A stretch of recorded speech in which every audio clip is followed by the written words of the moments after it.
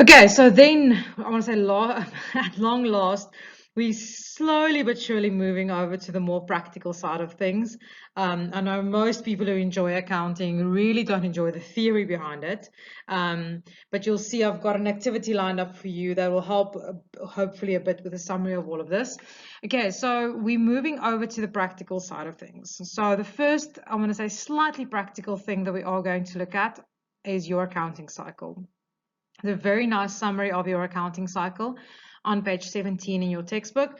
I've summarized it on the slides.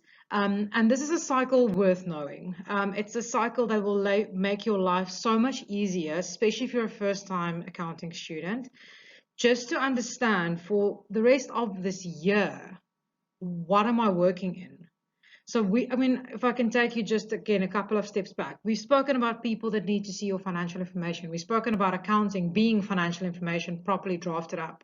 Um, Things that impact RAND values in our business, things that we use to make decisions. People are obviously very interested in this. We have certain governing bodies regulating how we do this. And I want to say then in comes the how. Yes, how we do it, but how do we practically go and say, I pick up my pen, I take my calculator. Now what? Okay. And now what starts on page 17 through page 19 for your accounting cycle. So the process that we follow is, firstly, in any business, we have transactions that happen. Transactions typically happen on a daily basis. I always refer you to grocery kind of stores, someone like Pick and Pay. I mean, transactions happen by the thousands every day, if not millions.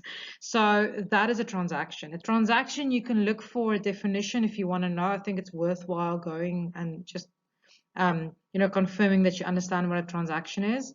Transaction is basically anything that impacts or will impact the financial status of a business. Okay, so anything that will cause a RAND value change is a transaction. Now, all of those transactions are captured on source documents. We are going to look at source documents in a couple of learning units. Source documents, I mean, think about again, Pick and Pay example. You go to Pick and Pay, you buy groceries. That's a transaction, okay? Because you give the groceries to the teller, they scan it, you pay, you take your groceries. That's a transaction. The source document comes in where, after you've paid, they give you your till slip. Typically that little notification that says how you paid. That's a source document. So a source document is just the proof, or I want to say the paper trail of how a transaction happened. Okay, every single transaction that occurs has a source document. Now, it's not always a physical document like Pick and Pay or Clicks or Dis-Chem or wherever you bought your lunch, Steers or KFC. It might be electronic as well. So if you've EFT'd someone, you actually have that option on your app that says, do you want to send a notification to someone? That's pretty much a source document. Okay, so we do use electronic source documents as well. I think it would be easier for us to grasp this whole source document concept if every time we get a physical paper. But a lot of the time, any proof of payment, anything like that is a source document. It's literally just the piece of paper physically or electronically that captures the details of your transaction. Okay, and we use that. So we use the source document to then go and journalize the transactions. Okay, and journaling is a very specific process that we're going to teach you guys in Learning Unit 4.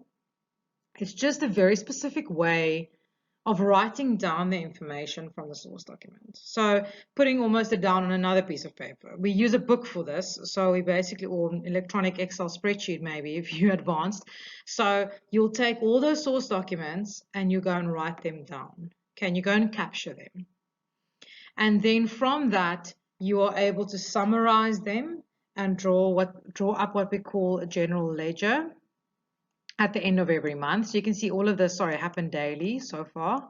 At the end of every month, you'll summarize the journal entries into a general ledger. And also at the end of every month, you summarize every general ledger into a trial balance. Okay, now all of these terminologies might sound a bit foreign to you if you've never done accounting before.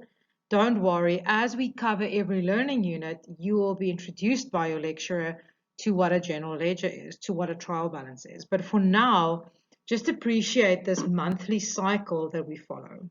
Okay, so we have transactions that are captured on source documents. They get drafted into journal entries from source documents. These journal entries get summarized in general ledgers. These general ledgers get summarized into a trial balance. Okay, and that's a monthly process. So it actually, I want to say, runs from the beginning to the end, and then it runs the same way every single month. So this is a monthly process. Okay, so at the end of 12 months, then we will draw up the financial results, actually, the financial statements for the year. So the things that you see if you open your Woolworths annual report that I've also made available to you, that happens at the end of 12 months. Okay, so at the end of 12 months, we draw up the financial statements. Okay, so that's our cycle. That's what we're going to work in for the rest of the year, basically. So we're going to slowly but surely, from Learning Unit 2, understand each of the steps in the accounting cycle. Okay, so in Learning Unit 2, we're going to start off by understanding transactions properly, because obviously you can't really work with them if you don't understand them. So that's kind of our first step.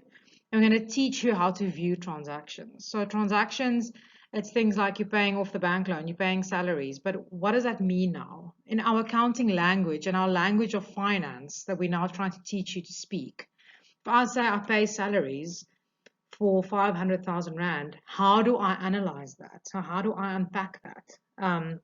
How do I record that? So what is the payment component, the salary component, what is relevant, what is going to increase and decrease in terms of Rand figures? So that's the kind of language that we're going to introduce you to. Things are going up and down, increase and decrease in value. Things are going to be classified. So that's basically what Learning Unit 2, extremely important learning unit, tries to teach you, is how to deal with transactions in this language of accounting. And how do we group them? How do we analyze them? How do we understand them correctly? Okay, and that pretty much finishes off Learning Unit 1.